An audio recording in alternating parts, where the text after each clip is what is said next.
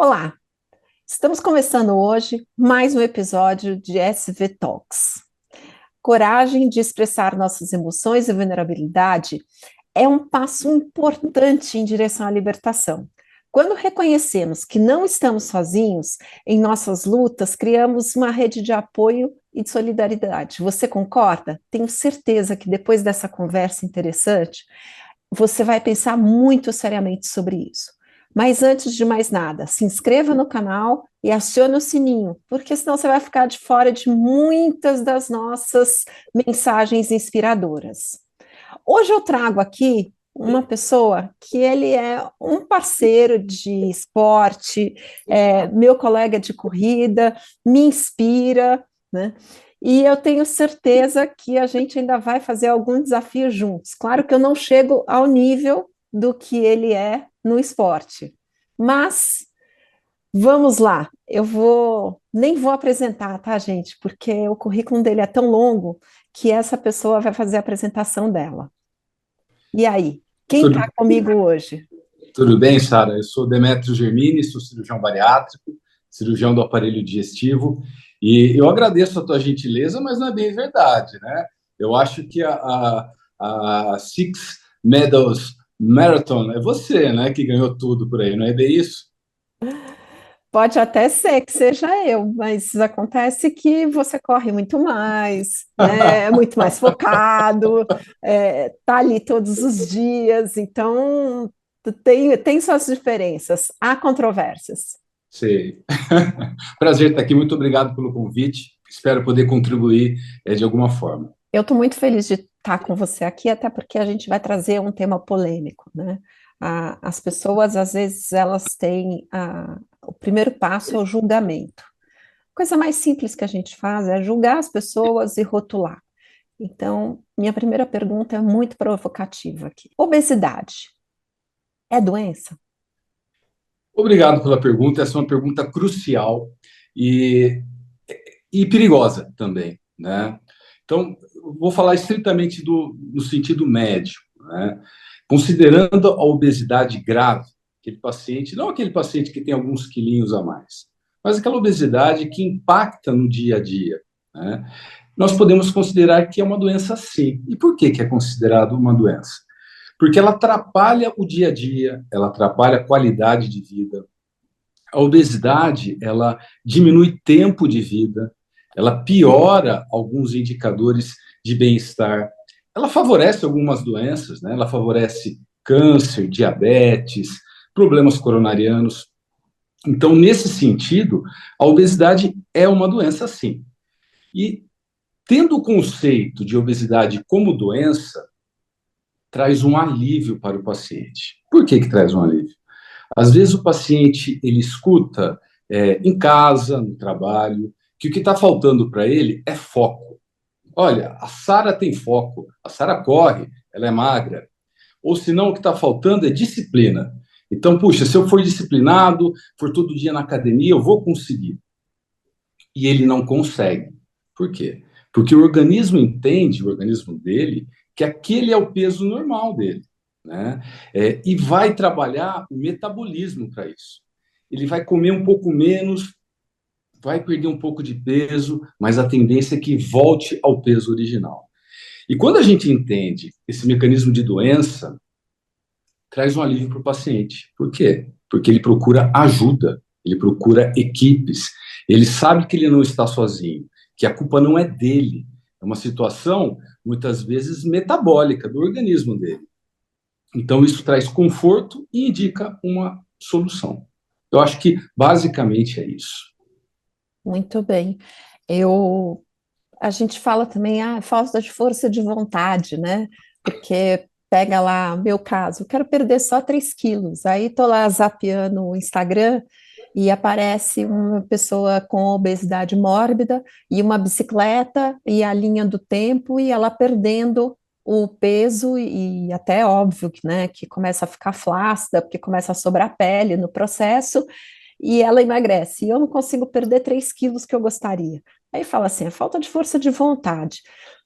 Só que tem um limite aí entre a força de vontade e o conseguir emagrecer, porque tem uma gordura, e acho que até uma certa idade, que a gente não perde mais gordura. Como que funciona isso? Nós temos. Primeiro, é importante ressaltar a diferença de obesidade, né? Então, nós temos o paciente que tem o sobrepeso, que são alguns quilinhos, que talvez seja o meu caso, o seu caso, em algum momento da vida, né? Não é uma doença, né? É uma situação onde o controle alimentar, atividade física realmente ajuda. E o paciente com obesidade grave, onde nós temos uma alteração metabólica e não é só a atividade física, não é só a força de vontade que vai fazer com que ele emagreça. Mas no que você está se referindo, talvez ao paciente que não é obeso mórbido, nós precisamos entender que o nosso metabolismo vai modificando. A diminuição da quantidade de músculo, ela altera tanto quanto ao sexo, gênero, quanto à idade. Então, a partir dos 30 anos, nós vamos diminuindo a nossa quantidade de musculatura. E o que gasta energia, o que faz com que o metabolismo seja alto, é a quantidade de músculo. O que é o metabolismo? Na verdade, nós nos referimos ao metabolismo basal, que é a quantidade de energia que o nosso organismo precisa para manter-se vivo. Uma pessoa como eu, como você, talvez necessite de 1.500 calorias por dia apenas para respirar, para produzir o calor, né? Então, esse é um valor que nós gastamos sem fazer muito esforço. Com o passar da idade, com a diminuição da musculatura, esse valor vai caindo. Mas, geralmente, o nosso apetite não cai junto. Nosso apetite, ele continua. Então, se eu comia, por exemplo, 2.000 calorias, gastava o básico de 1.500 e fazia mais 500 calorias de atividade, 0 a 0, não emagrecemos. À medida que nós comemos a mesma coisa e gastamos menos, vai se acumulando com o passar do tempo. Então, esse é um fator importante, a diminuição da musculatura por conta da idade.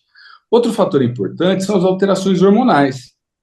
Alteração das mulheres, no que se refere a estrógeno, progesterona, e nos homens também.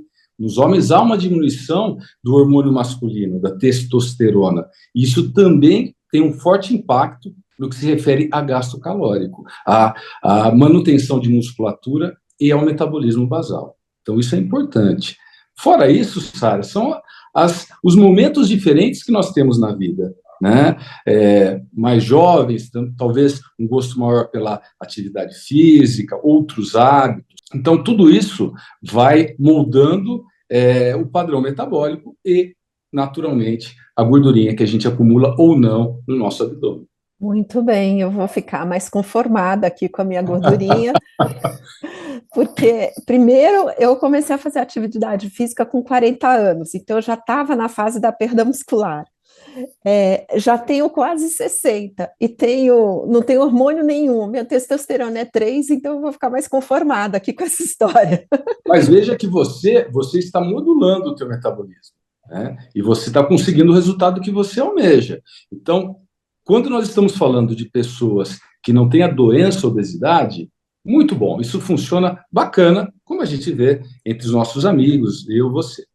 Agora, quero voltar à questão da obesidade mórbida, né? Esses pacientes, eles não conseguem sozinhos, né? E, às vezes, essa pressão em tentar conseguir chegar no peso ideal, sem a ajuda de ninguém, faz uma sensação de fracasso muito importante. E a gente não vê, eu até conversando com os meus pacientes, nós vemos, por exemplo, um paciente que tem uma doença, ele tem, por exemplo, um problema ortopédico, ele amputou uma perna. Ele usa uma prótese, ele volta a caminhar. Tem um paciente que tem uma doença, um câncer.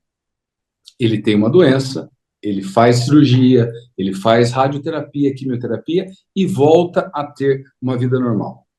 O paciente com obesidade grave, ele sofre, às vezes, duplamente, porque ele se considera um fracassado por uma doença que, eventualmente, a culpa não é dele.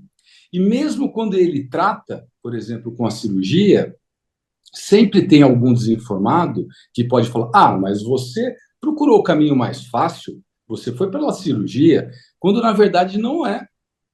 Quando na verdade ele tinha uma doença, ele procurou o tratamento que estava disponível, ele melhorou de vida e está continuando a vida dele. Mas mesmo nessa situação, vem a culpa, o que eu acho errado.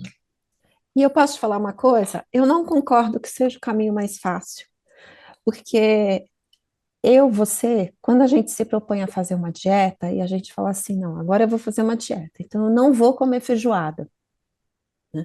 Eu não como feijoada por opção.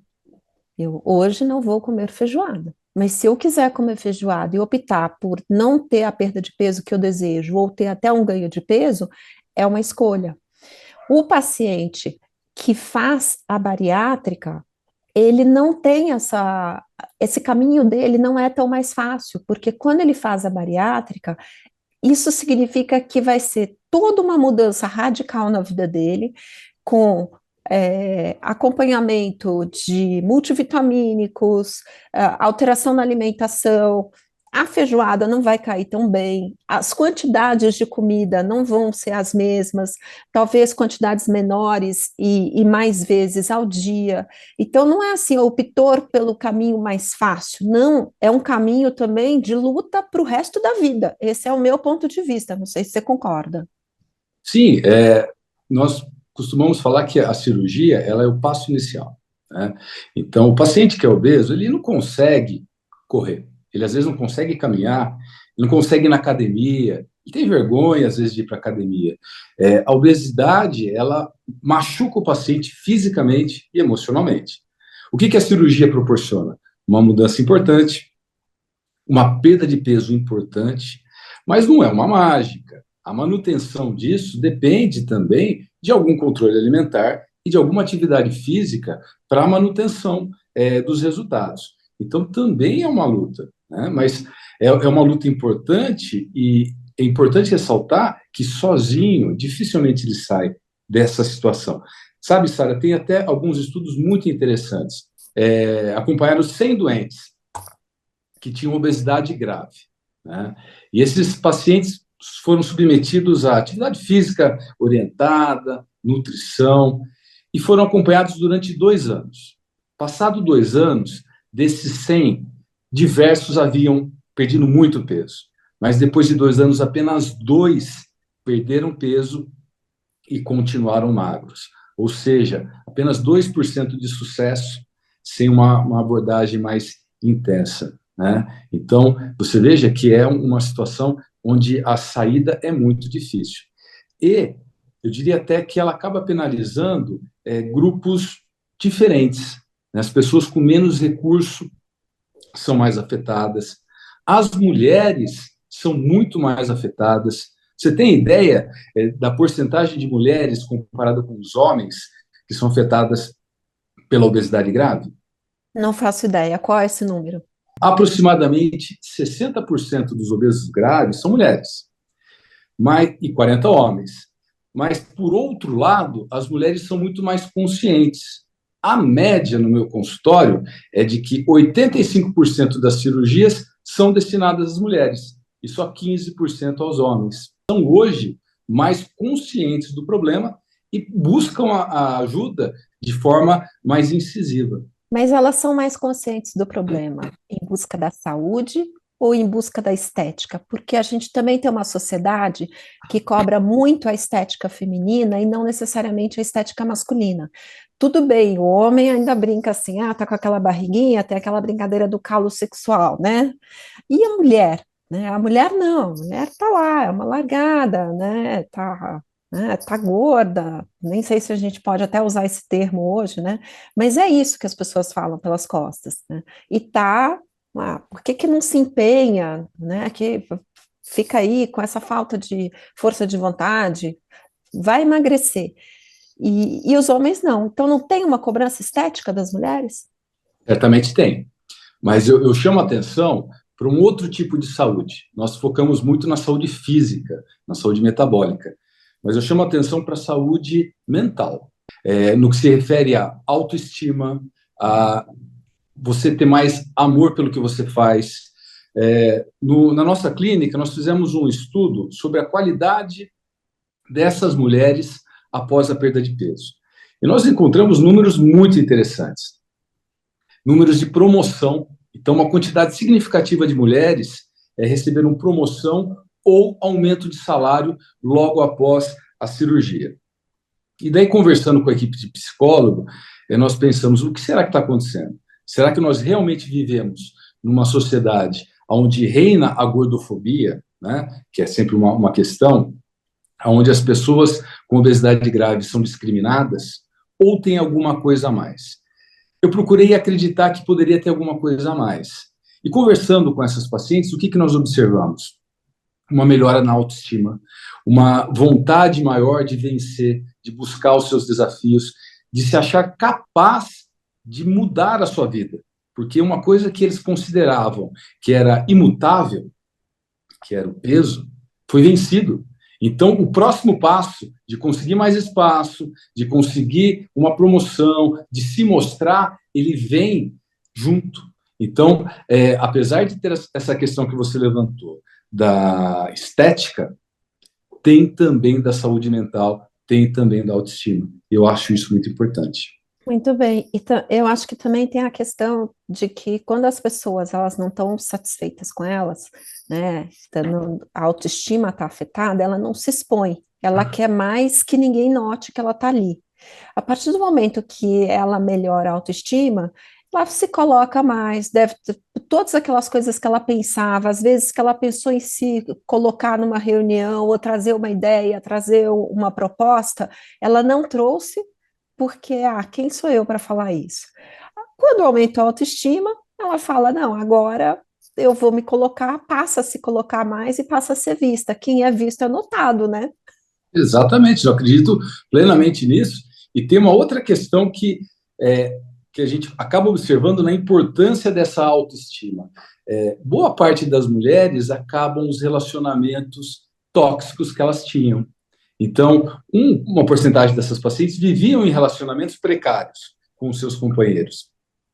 E por um comodismo, por uma sensação de que não era capaz de sair daquela realidade, acabaram se separando e buscando um outro caminho, né?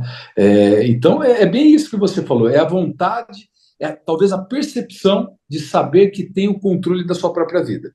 Eu acho que isso é muito importante. Muito bem. Agora, vamos entender assim. Eu, por exemplo, na pandemia, né, eu ganhei peso.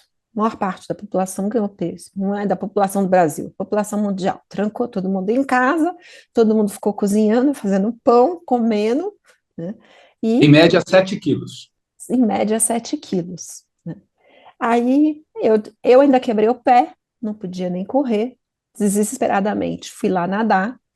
Então, nadava, feito uma louca, e perdia peso. Nadava e comia alface, perdia peso. É claro que quem nada e come alface, isso não se sustenta, porque a gente precisa de prazer na vida. E aí, quando eu ganhava peso, eu ganhava muito mais. Né? O tal do efeito sanfona da gente, porque eu estava lá queimando só no aeróbio, né? Na natação, queimava aleatoriamente, porque eu não estava fazendo um treino que eu queimasse só gordura, certamente eu estava queimando massa também, perdia peso, não sei que peso que eu perdi, era só olhava ali a balança e falava, a balança hoje está 3 quilos a menos, então tá ótimo, né? E aí, quando aquilo não sustentava mais, metia o pé na jaca, literalmente, e começava a ganhar peso de novo de forma desordenada, porque perdia de forma desordenada, e aí na hora que ganha de forma desordenada, e começou a ficar muito difícil. E cada vez que eu fui repetindo esses modelos, e olha que eu não sou uma pessoa com muito peso diferenciado, né? É, imagina para as pessoas que estão num quadro de obesidade quando entram nessa loucura. Como que é essa história? Você tem razão. As pessoas ganharam peso, né? Você, na situação que você referiu, provavelmente você perdeu massa muscular também, né? Mas eu acho fundamental, Sara, entender o processo da saciedade. Então, o que é a saciedade? É aquela sensação de que você comeu o suficiente, né? E essa saciedade, ela é, boa parte, regulada por hormônios, tá? Então, dependendo do alimento que você come, você tem mais saciedade ou menos. dependendo da distensão do teu estômago, né? Mas ela também tem um componente emocional, tem um componente psicológico, né? Então, pacientes mais ansiosos, que estão vivendo situações de ansiedade, podem ter mais fome, né? Então, pode precisar de mais alimento para se saciar. Quanto à qualidade, você que falou que comia alface, né? Comer vegetais é uma tática interessante, no sentido de que você às vezes tem volume e a distensão do estômago, ela realmente diminui a fome. Mesma coisa, o movimento mastigatório. Então, quanto mais você mastiga, mais estímulo você manda para o seu cérebro de que, olha, está caindo comida no estômago, então talvez seja a hora de parar. Então, esses são mecanismos que nós devemos utilizar em qualquer emagrecimento. Mas o emagrecimento sustentável, ele precisa ser através de equilíbrio. Qualquer situação que fuja do equilíbrio é ruim. Por exemplo, dietas que são extremamente restritivas. Então, você sofre muito porque você gosta de comer o seu arroz, feijão e bife. Se você ficar muito tempo sem comer, você vai ter uma necessidade de voltar ao padrão anterior. Então, o que nós buscamos? Nós buscamos ter uma dieta, claro, cortando os excessos, os alimentos extremamente calóricos, os doces, manter a qualidade nutricional, no que se refere a vitaminas, a proteínas, a óleos elementos, isso é muito importante, né? E, de certa forma, preencher o volume que a gente precisa. Mas daí, papel dos vegetais, das frutas e dos legumes. Então, talvez você não emagrecesse por causa disso, porque estava vivendo uma situação de estresse, onde, eventualmente, a comida poderia ser um refúgio, né? Durante a pandemia, nós vimos não só as pessoas engordarem mais, mas as pessoas beberem mais. O consumo de bebida alcoólica, mesmo, eu estou achando que você se identificou, mesmo naqueles que não eram consumidores assíduos, aumentou, né? E tudo isso às custas do quê? Ficar muito tempo recluso em casa, né? Tentando melhorar o estresse, diminuir a ansiedade. Então, tudo isso favoreceu aí o ganho de peso da população. Aqui em casa a gente não ficou muito em casa, né? Meu marido é seu colega médico, eu também trabalhei fora a pandemia toda, mas a vida social caiu muito, então a gente acabou, né, fazendo mais coisas em casa, fazia comida em casa, bebia, né, tomava um vinhozinho, e eu ri, porque chegou uma época, quando eu entrei nessa dieta, que eu virei para meu marido e falei assim, ó, para beber a amante está liberada, tá? Para beber. Porque todo dia, pelo menos umas 3 vezes por semana, a gente abria uma garrafa de vinho em casa, então ia. Mas aí agora eu quero saber o seguinte: estou eu lá, 120 quilos, resolvi tomar uma decisão drástica na minha vida, quero resolver, né? Marco uma consulta com o Dr. Demetrios, chego lá no consultório na sexta-feira, agora, porque você vai trabalhar na ponte de feriado para me atender. E a gente agenda a cirurgia para daqui a 15 dias e tá tudo certo, e aí até o final do ano eu tô magra? Não funciona assim, né?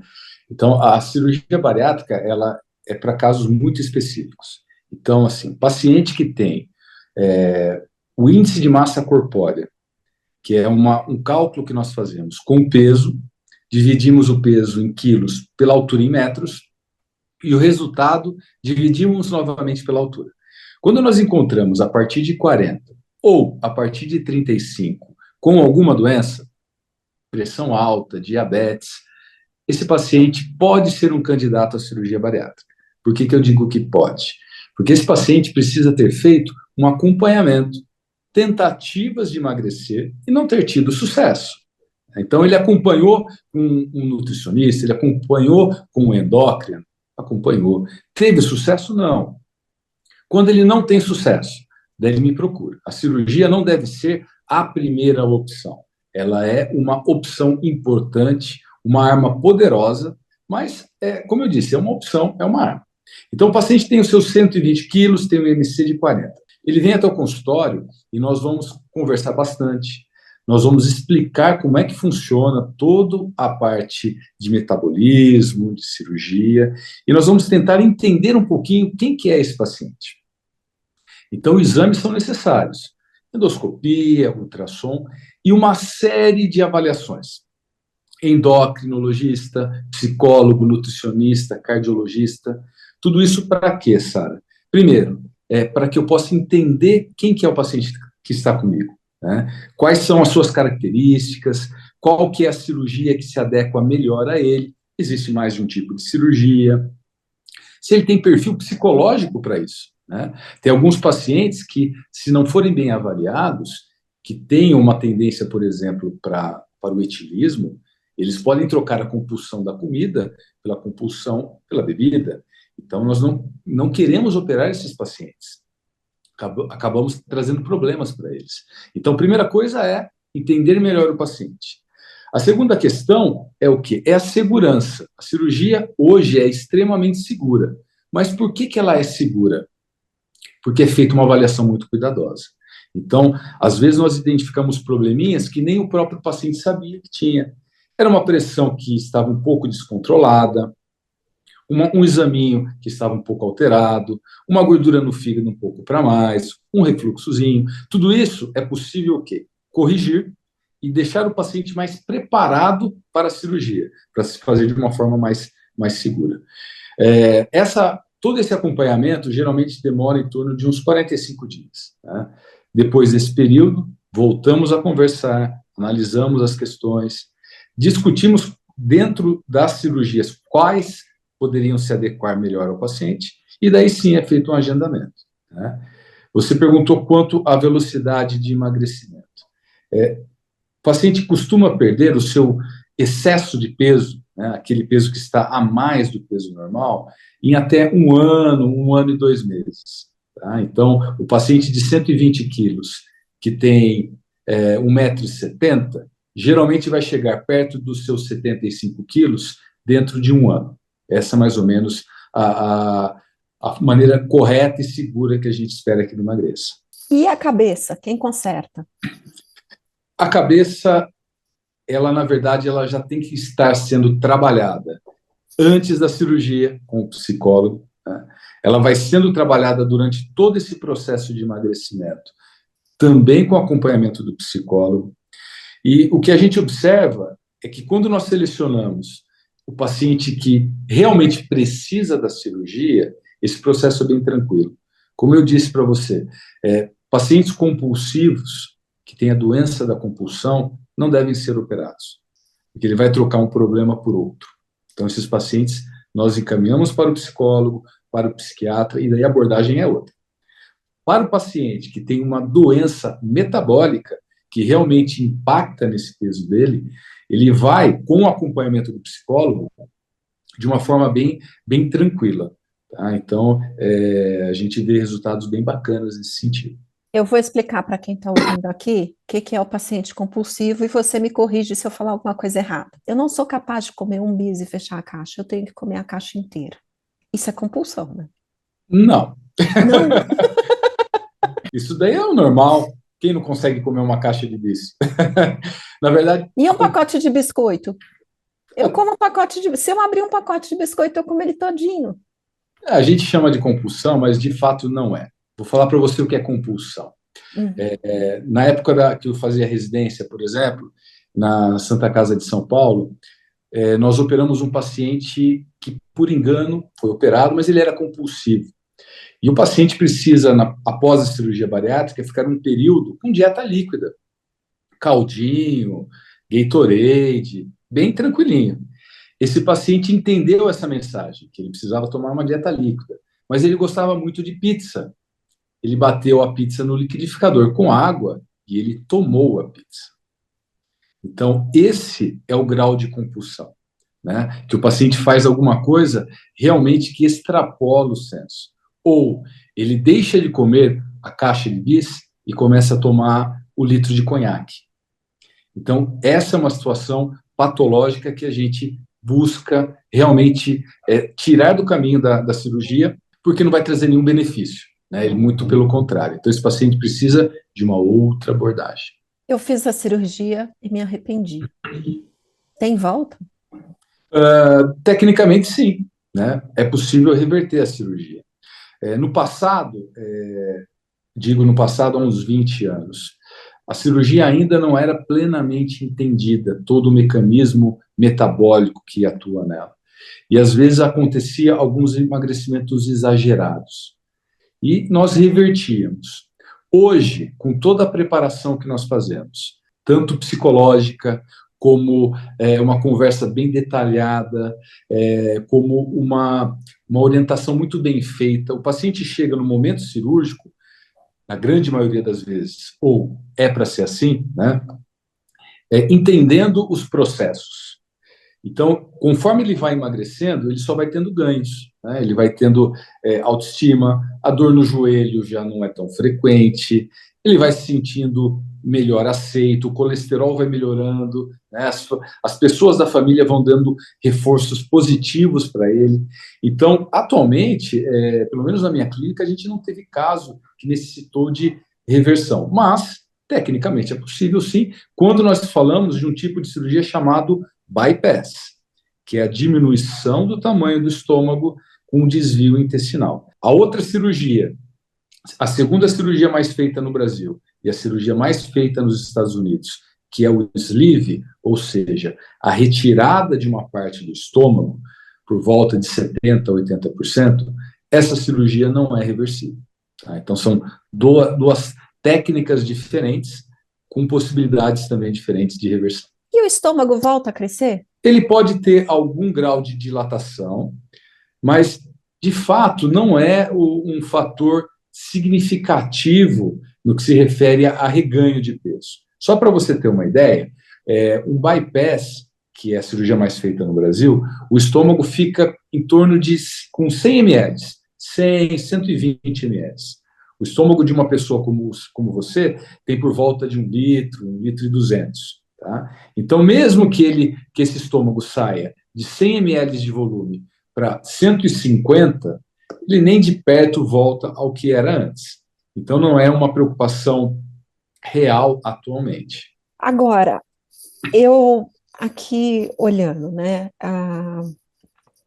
Dizem que as mulheres, depois de uma certa idade, se elas alcançaram um nível de obesidade máximo, que estão lá com um sobrepeso absurdo, né?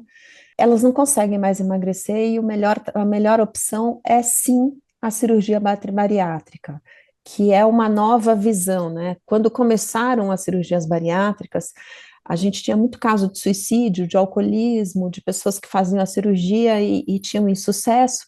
Então, por exemplo, pessoas como eu falavam, não, ninguém tem que fazer bariátrica, a pessoa primeiro tem que lutar pelo emagrecimento. E com o tempo eu passei a entender essa questão da doença e também da dificuldade. Se é difícil para mim, que tenho atividade física regular, que nunca fui uma pessoa considerada obesa, talvez em alguns momentos da vida com sobrepeso, para uma pessoa obesa, quando ela vira essa chave da queda de hormônios, realmente ela não consegue mais, ela precisa de ajuda? São vários fatores que vêm junto, né? Então, você chega em uma certa idade, menopausa, por exemplo, você tem um impacto importante da queda dos hormônios. Isso certamente favorece a obesidade. Mas não é só isso. O dia a dia, o trabalho, os filhos, todas essas situações, a própria alteração corpórea, né, de diminuição de massa magra, tudo isso vai contribuindo para que o paciente fique cada vez mais sem possibilidade de voltar ao peso que era anterior. Né? Então, tudo acaba coincidindo. É um momento onde ele também, às vezes, não tem vontade de mudar a sua vida. Quando você é mais jovem, parece que esse ímpeto por mudança, essa vontade de correr atrás de novos desafios, parece que é mais aflorada. Naturalmente, nós vamos ficando mais velhos, e isso diminui. Né? Então, esse paciente acaba tendo menos vontade de se expor, ele tem menos tempo para se expor, porque o trabalho demanda mais, ele tem uma alteração hormonal que dificulta o emagrecimento, e ele tem, para piorar tudo mesmo, ele tem uma queda muscular. uma queda de quantidade de músculo.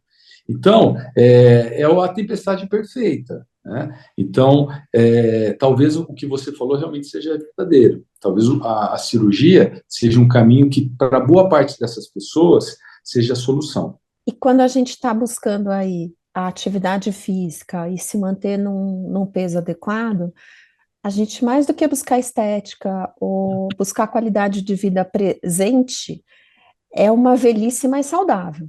Com certeza, né? As pessoas, você imagina, uma senhora, nós estamos falando, num caso hipotético, uma senhora de 70 anos, que pese 120 quilos. Nós sabemos que os idosos já têm algum grau de dificuldade ou de déficit de equilíbrio, né? Então, eles são mais propensos a quedas. Eles têm musculatura acessória mais frágil, então eles costumam já ter dor articular. Se nós estamos falando de uma pessoa que eventualmente tenha 40 quilos a mais, e eu gosto de colocar isso em saco de arroz, porque nem sempre 40 quilos é mensurável. Puxa, 40 quilos são o quê? São 8 sacos de arroz. Então, essa senhora vai ter um equilíbrio ainda pior. Ela vai cair mais, ela vai ter mais dor articular, ela vai ter mais dificuldade para fazer o básico. E o que é o básico? Às vezes, usar o vaso sanitário sozinha. Às vezes, se levantar com a autonomia do sofá da sua casa. Dificuldade, às vezes, para cuidar do neto. Então, tudo isso é qualidade. E a perda do peso não só impacta na melhora da saúde, mas também nessa melhora de saúde, de qualidade de vida. Eu acho que isso que é mais importante do que até a saúde, né? E eu também, de umas conversas que eu tive com um paciente, nós refletimos que é difícil você emagrecer só buscando saúde. É bonito falar, né? Estou emagrecendo para controlar o meu colesterol, estou emagrecendo para melhorar a minha glicemia.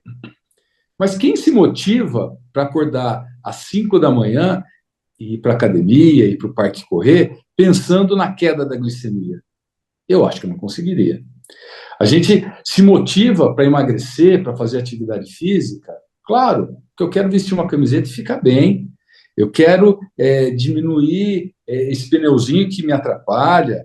Eu quero poder me locomover melhor. Então, eu acho que, às vezes, nós precisamos cair na real, tá? E tirar a situação, a palavra saúde, que às vezes é abstrato, principalmente para jovem, e colocar isso na prática, né? A autoimagem bacana, os resultados que eu vou ter, né? Então, tudo isso eu acho que, como motivação, é fundamental. E nós sabemos que a motivação é fundamental. Eu vou te contar qual que é a minha motivação. Eu amo pão com manteiga. Semana passada eu estava tomando café e eu fui olhar quantas calorias eu tinha queimado na musculação. E era exatamente a quantidade de calorias do meu pão com manteiga. Eu falei, Tokits, o resto do dia acabou, porque eu já queimei o meu pão com manteiga, posso comer meu pão com manteiga com felicidade. Então também tem isso, né? Que se você está numa situação aceitável para você, quando você mantém a atividade física no dia a dia, a gente vai lá e a gente consegue se dar prazeres também, porque a vida tem que ser de prazeres. A gente falou da dieta restritiva. A dieta restritiva, eu falo comer alface, é claro que eu comi alface, mas algumas coisinhas, né? Mas a dieta restritiva, ela tem prazo de validade, porque ela não te traz felicidade. Como que eu que amo pão com manteiga vou ficar comendo alface? Não dá, né? E a questão social, né, Sara? Os negócios, as reuniões de família, os grandes acordos, os pequenos prazeres são feitos aonde? Em volta da mesa, né? Então, é demagógico tentar afastar as pessoas com sobrepeso, com obesidade, dessa fonte importante de prazer, que é a mesa. O que nós precisamos fazer é o quê? Dar recursos para esses pacientes, para que eles tenham condição de sentar-se à mesa, ter uma alimentação equilibrada, correta e manter o peso. Eu acho que essa que é a base de tudo. sem fazer sacrifício, porque também viver mais, mas viver comendo só alface, também não é o caminho, não acho que é por aí. Não vai valer a pena, né? Vale a pena. Eu não sei se você tem números, né? Mas eu sou mineira. E na minha terra a gente faz uma refeição por dia. Ela começa no café da manhã e termina no jantar. Eu acho sensacional. Não se tira a mesa, se trocam as coisas da mesa. Então, troca o café da manhã pelo almoço, pelo café da tarde, pela janta, e assim a vida circula ali em volta da mesa. Então, eu não sei se o grau de obesidade dos mineiros é maior do que das outras pessoas do Brasil, né? Mas lá a gente faz uma refeição só por dia. Olha, eu não sei sobre os mineiros, mas certamente os italianos não têm uma obesidade maior do que o resto do mundo, e é uma população que come muita massa. Né? Até quando estive na Itália, conversava com um italiano e falei sobre isso, eles se ofendem, né? Falar que massa engorda, porque de fato eles têm uma relação diferente com a comida, que às vezes aqui nós não temos, no que se refere ao quê? A comer até se saciar, né? Mas só que tem a saciedade, ok, sem ter uma saciedade, uma dificuldade para se saciar. Eles comem devagar, também é uma outra questão importante. Quando a gente come muito rápido, não dá tempo do nosso cérebro entender que está entrando comida. Então, quanto mais lento você come, esse processo a saciedade vem, a diminuição do apetite vai chegando mais rápido. Então, não é porque você fica mais tempo na mesa que você vai engordar mais. Né? Talvez, mesmo comendo coisas bacanas, a velocidade com que você come, o equilíbrio, tudo isso também favorece que você mantenha o seu peso. Olha, aí eu vou fazer um comentário, aliás, dois comentários da sua colocação. Primeiro, que eu não sei se tem senso, mas uma vez uma amiga que morou na Itália há muitos anos e é magérrima, corredora também, ela disse que a alimentação dela, a base da alimentação dela é massa, e que o segredo dos italianos é a combinação da massa com vinho tinto, que tem alguma combinação alguma questão química nessa combinação da massa com o vinho tinto, que não deixa a pessoa engordar de forma exagerada. Eu não sei, não sou especialista no assunto, né? Eu acho que eu também não sei essa questão do vinho. Eu gosto muito de vinho, mas até gostaria que isso fosse verdade, mas eu tenho dúvidas. O que eu acredito é a questão dos molhos. Né? Eles têm, os molhos são muito mais simples, talvez, do que nós costumamos utilizar. Né? Eles comem menos, de fato, e sempre um equilíbrio interessante entre massa e peixe, massa e carne, massa e saladas. Isso daí é muito comum lá. Então, talvez essa situação equilibrada é que favoreça. E a outra coisa que eu queria falar é o seguinte: quando eu fui correr minha primeira maratona, eu fui buscar um nutricionista. E eu literalmente aprendi a comer, porque eu não sabia comer. Apesar de ser relativamente magra, a minha proporção de gordura no corpo era alta. E eu, por exemplo, não tomava café da manhã, só ia almoçar, tinha uma alimentação toda desordenada. E o que eu aprendi com ele é que qualquer cardápio de restaurante tem um prato que se adequa à sua dieta naquele momento. É muito fácil você adequar, mesmo que os negócios aconteçam à mesa. Ah, você está no restaurante, tem um prato mais gostoso? Tem, mas tem pratos deliciosos à base de peixe e legumes, né, à base de carne e legumes, e você não precisa comer tanto. Né? Em casa, por exemplo, teve uma época que a gente chegou à conclusão que a gente pode dividir, tem um restaurante que a gente gosta muito, e que tem uma entrada muito grande, um prato muito grande.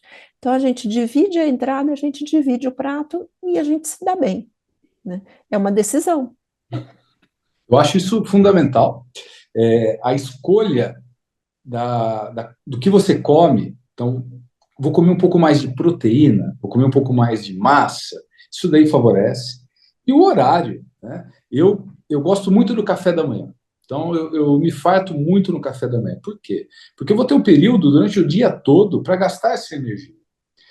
Agora, comer demais no jantar talvez não seja a melhor opção, porque eu vou comer, às vezes vou ficar 8 horas, 10 horas, e eu não vou ter um gasto energético significativo.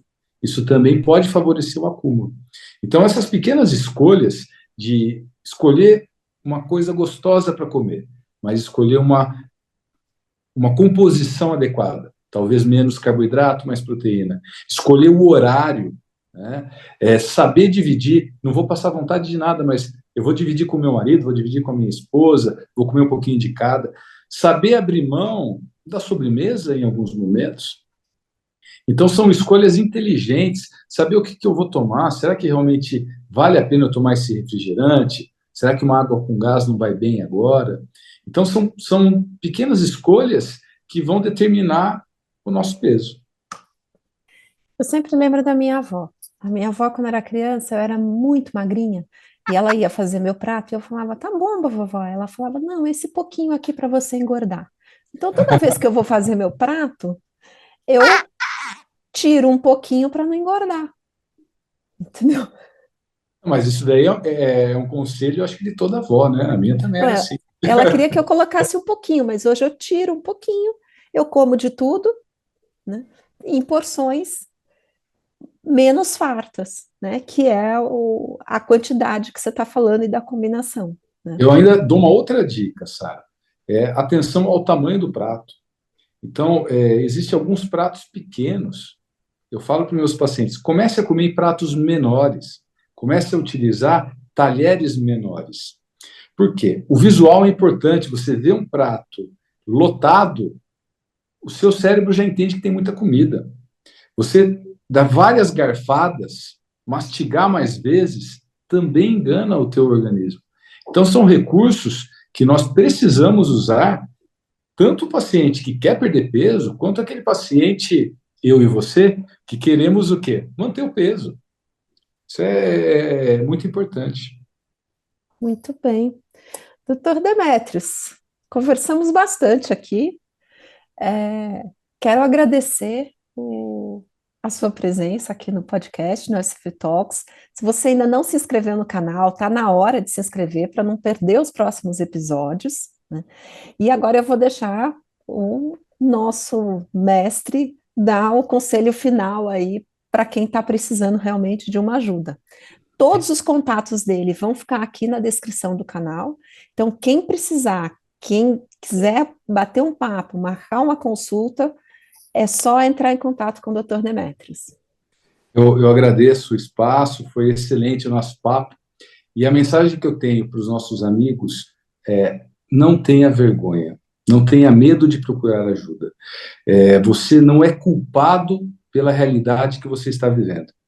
Você tem, eventualmente, uma doença, e essa doença pode ter tratamento. Tá? Então, acho que é isso, é saber que você pode ter ajuda e mudar de vida. Muito bem. Muito obrigada. E foi ótimo.